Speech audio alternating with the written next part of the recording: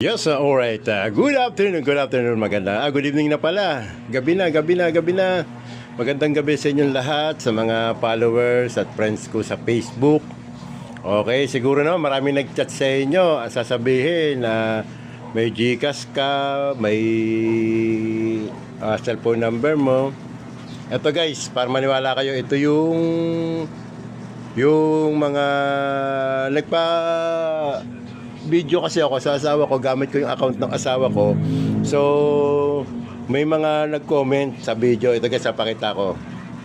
So, ito yun guys, yung nag-post ko kanina, gamit ko yung account ng asawa ko. So, i-click natin para lumabas yung mga comments. Ayan.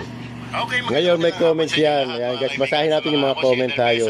Sa lahat ng mga message at pag may tumawag sa inyo, okay, iisa ang format ng hacker to.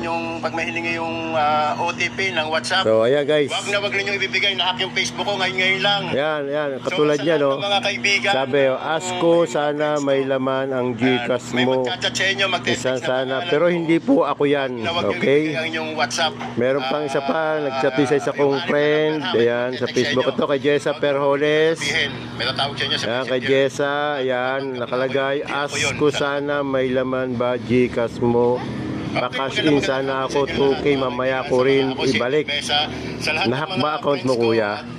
Hindi, bakit? Pag may tumawag sa inyo, okay, at next tayo, next. Ayan. Then, ito pa, isa pa. Ito. Ito pa, isa pa. Sabi ni Adrian Gamier, si Amir ay, hala, oo nga po tito, sa akin din. Kaya na may panagsagan, Pedra, mayroon nga po sa akin. Wag ninyo sasabihin. So, ito yung kanya naman. Ito, yan. Panggap na ako yun, hindi ako yun. Salamat. Yan.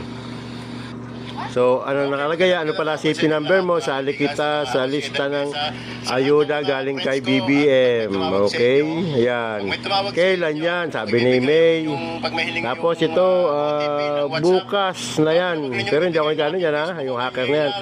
Sagot naman ng kaibigan ko ay agad-agad kuya, saan makukuha? Pwede sa bank or GCash.